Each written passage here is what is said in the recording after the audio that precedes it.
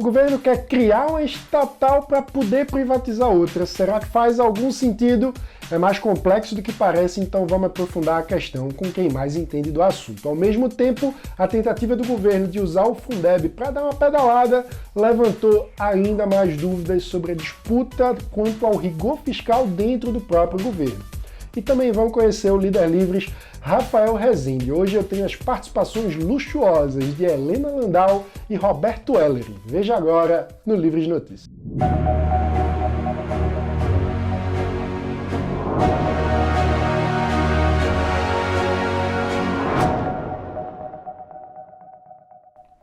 O governo Bolsonaro anunciou que pode criar uma nova estatal para privatizar a Eletrobras. A notícia deixou muita gente confusa, né? Como assim? Para privatizar uma estatal, o governo quer criar uma nova? Para esclarecer isso, nada melhor do que conversar com a pessoa que não apenas mais entende de privatização no Brasil, como aquela que de fato mais privatizou na nossa história. Eu estou falando de Helena Landau, economista, advogada, ex-diretora de privatizações do BNDES, presidente do Conselho Acadêmico do Livres.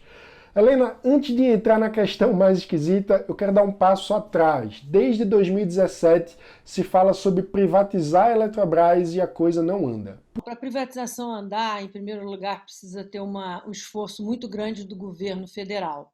Tem que ter uma coesão no executivo, desde o presidente da República aos ministros e a própria empresa. No caso da Eletrobras, tem uma enorme vantagem porque a empresa está empenhada na sua privatização. Um dos atrasos pode ser justificado porque o governo Bolsonaro ele retirou o projeto de lei que tinha sido enviado pelo Temer para reavaliar. Levou uns 8 meses analisando, voltou com um projeto muito pouco diferente, eu diria que quase igual, com exceção da exigência da Golden Share. E desde lá a gente não ouviu mais falar de empenho de governo para a Eletrobras. Sem empenho não anda. Só com a pandemia, e por razões que não seriam as melhores razões para explicar a privatização da Eletrobras, o ministro Paulo Guedes volta com a ênfase na venda da Eletrobras. Lembra que logo na primeira conversa que ele teve sobre auxílios à questão da pandemia, ele colocou como contrapartida a aprovação do projeto de lei da Eletrobras. Como naquela época ele achava que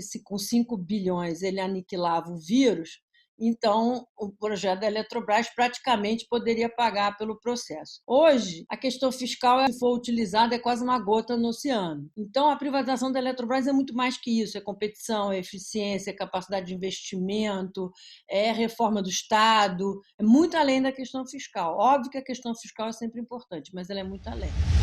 Bem, essa semana o tema voltou ao noticiário porque o governo anunciou que para vender a Eletrobras quer criar uma nova estatal. Isso faz sentido?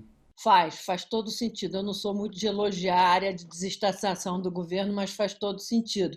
Na realidade, é até uma boa notícia. É sinal que os atos preparatórios para a venda da empresa estão sendo finalmente organizados. Por que faz sentido?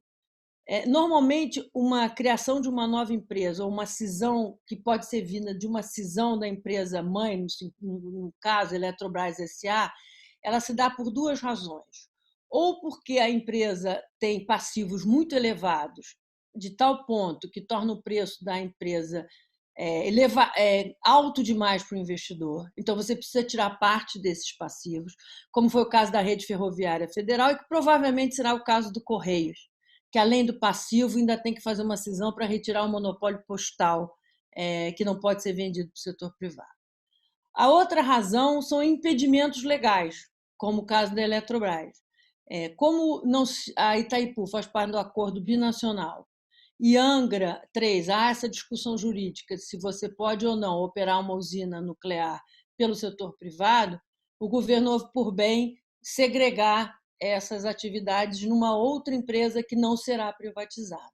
Então, isso é um ato preparatório da venda da Eletrobras. A questão que preocupa é o seguinte: primeiro, isso faz sentido se de fato houver a venda da Eletrobras. A gente tem que lembrar que o governo, ano passado, criou a NAVE, que era uma empresa de controle aéreo, exatamente para tirar da Infraero uma função de Estado, que é o controle do tráfego aéreo. No entanto, a Infraero está aí, Já foi dito que a Infraero não será privatizada, ela vai ser sim fundida com outras empresas como EPL e Valec e vai continuar como uma empresa de logística. Então, isso, na realidade, acabou criando uma a mais. A segunda questão que me preocupou na criação dessa nova empresa é uma capitalização de 8 bilhões de reais sem que haja nenhuma transparência. Aliás, é uma característica do programa de desestatização desse governo, a falta de transparência. Você não sabe o que está sendo discutido, qual é o modelo de venda que vai ser utilizado, nada vem a público. Isso tira a credibilidade do programa, os investidores demoram para reagir porque não sabem que etapa estão. Então, esses 4 bilhões foram decididos pela secretária executiva do Ministério de Minas e Energia e a população não sabe por que 4 bilhões e não 10 bilhões ou 5 milhões, o que vem, de onde vem essa dotação orçamentária. Então, resumindo, criação de novas empresas fazem parte, as criações de novas empresas fazem parte de um processo de privatização, são atos preparatórios para os casos de dívida elevada ou dos casos em que algumas funções públicas não podem ser repassadas ao setor privado. A gente precisa garantia de que a empresa será de fato privatizada para não acontecer o que aconteceu com a NAV e a Infraero. Ter certeza que essa empresa será completamente blindada de uso político, que é sempre um risco de uma estatal, e tem que explicar para a sociedade por que 4 bilhões de capital no aporte dessa nova empresa. Bem, então, sendo otimista, imaginando que a privatização vai andar, o que fazer com essa estatal depois e como se proteger para evitar que ela volte a se ampliar? O ideal é que você fizesse na lei de criação ou no estatuto da empresa a mesma restrição de indicação de administradores que você tem na lei das estatais. Blindar completamente você não consegue, porque a lei das estatais é um piso de requerimento. Você pode ter pessoas que atendam aquele piso, ou seja, 10 anos no setor, aquela formação, mas que, no fundo, acaba tendo um vínculo político. Essa estatal será uma estatal provavelmente de capital fechado, né? Porque ela vai cumprir uma função pública. Né? Ela é a presença do governo em Itaipu, que é uma binacional, e Angra fica 100% do governo. Eu acho que essa empresa vai ser uma empresa perene, daquelas em que há uma justificativa legal para a permanência do Estado. E a Eletrobras S.A. provavelmente será a empresa que será capitalizada até o ponto em que a União perca o controle e ela se torne de controle privado. Ou seja, a questão dessa possível nova estatal é muito mais complexa, porque envolve basicamente o tratamento legal sobre energia nuclear e sobre a hidrelétrica binacional de Itaipu, que fica num rio que marca a fronteira entre Brasil e Paraguai e é fruto de um acordo diplomático feito em 1966. Então, se a gente quer privatizar a Eletrobras, de fato, é preciso encontrar uma solução para esses temas. Então, a gente espera que esse desmembramento seja feito o quanto antes, que a privatização da Eletrobras seja o mais rápido possível. A tentativa do governo de usar o Fundeb para driblar o teto de gastos, transferindo recursos da educação para o futuro programa Renda Brasil, que deve substituir o Bolsa Família, se juntou a outras notícias bem complicadas, entre elas a especulação de aumento salarial para os militares aumentou dúvidas sobre o compromisso fiscal do governo Bolsonaro. Eu conversei sobre isso com o professor do Departamento de Economia da UNB, grande parceiro do Livres, Roberto Heller. A situação fiscal do país já estava ruim antes, porque desde 2015, tanto o governo da presidente Dilma, o presidente Temer e agora Bolsonaro bateram na tecla de que tinha um problema fiscal sério e não estavam todos errados, eles estavam certos nesse aspecto. Piorou a situação fiscal, independente do gasto ser justificável, como certamente foi justificável o gasto na pandemia, o impacto na dívida vai acontecer. Eu acho que o governo está numa situação que nem ele está conseguindo se entender bem. Ele está batendo cabeça e aí a gente fica sem entender para onde vai o cabo de guerra. Teve a discussão do Fundeb, onde o governo levantou preocupações fiscais. Eu sei, claro, que o ensino básico é essencial, não tem discussão. Talvez precisasse de mais avaliação do Fundeb? Sim, eu acho que sim. Eu acho que toda política pública tem que ser sujeita à avaliação. Mas não é o que tem. O que eu procurei de artigo, eu vi uma avaliação positiva até. Mas, assim, se não foram feitas mais avaliações, também não ia resolver agora. O governo ali mostrou uma preocupação fiscal que procede. Eu não estou dizendo que não deva ter, que foi ruim a decisão, mas procede. Por outro lado, o governo concede aumento para certas categorias, aí some essa preocupação fiscal.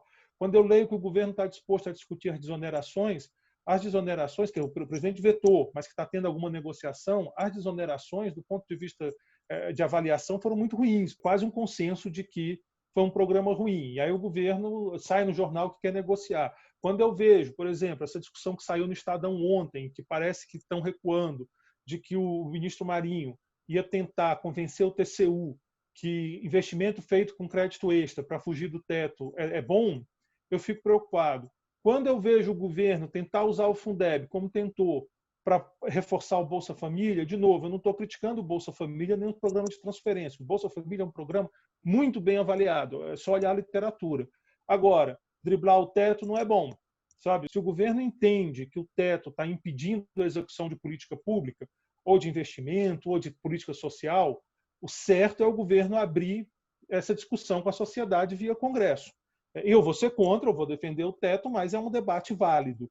O que não pode é ficar driblando. Qual é o risco? Hoje nós temos uma regra fiscal de superávit primário que a gente sabe que ninguém vai cumprir e que já vem há alguns anos sendo deixada de lado. Nós temos uma regra fiscal de regra de ouro que praticamente oficialmente já foi desmontada. Então, a gente não dá para ter outra regra fiscal, que é o teto, também inválido. Então, ou se coloca uma regra nova que valha, ou se reconhece que não tem regra nenhuma, e aí eu acho que o impacto é muito ruim. Agora, eu entendo que o governo não é homogêneo, tem conflito. Imagina ali que a equipe do Valderi, né, que está na secretária especial na Fazenda, o Adolfo, o Paulo Guedes, estejam brigando para tentar fazer um ajuste maior, mas é o que eu digo sempre. Às vezes a gente critica o governo, parece que eu estou criticando a equipe econômica. Eu tenho críticas à equipe econômica, mas o governo não é a equipe econômica. Claramente, há um conflito. E, na minha leitura, se o pessoal que quer, por exemplo, liberar investimento via crédito especial ganhar, a situação fiscal vai ter um problema. Né? A dívida pública, a política fiscal, ela tem que ser sustentável e parecer sustentável. Eu estou achando que, se quebrar o teto, ela não vai parecer sustentável, e eu confesso que eu não sei se ela é sustentável. Então, pode ser um problema muito sério que tem que tomar muito cuidado. Agora chegou a hora da gente apresentar o empreendedor Rafael Rezende, líder Livres em Santo André. Sou empreendedor nas áreas de TI e marketing digital, membro do Livres desde 2016 e pré-candidato a vereador em Santo André, no ABC Paulista. Meus principais objetivos como vereador serão exercer um mandato técnico baseado em dados e evidências, sem extremismos ideológicos e, claro, levar os ideais liberais para a maior parte da nossa população, principalmente nas áreas periféricas. Esse foi o Livros de Notícia de hoje e não se esqueça, deixa aqui o seu like, se inscreva no canal, ative o sininho para não perder as notificações. Eu quero trazer 2 recados. O primeiro, amanhã à tarde aqui no canal a gente vai realizar uma audiência pública sobre o PL 2630, que trata das fake news. A gente vai reunir deputados com visões ideológicas bem diferentes, representantes da sociedade civil e também de empresas como Facebook e WhatsApp, para debater com a gente como combater as fake news sem comprometer a liberdade de expressão. Vale a pena ficar de olho. O segundo recado você pode participar de uma enquete no nosso aplicativo do Livres, que tem um link para download aqui na descrição do vídeo, sobre como nós devemos nos posicionar diante do debate da reforma tributária. O governo apresentou uma proposta essa semana, a gente quer saber sua opinião. Então entra lá e vota. O Livros Notícia, como você sabe, de segunda a sexta-feira, traz sempre para você os principais destaques do dia para quem defende a liberdade por inteiro. Obrigado e até a próxima.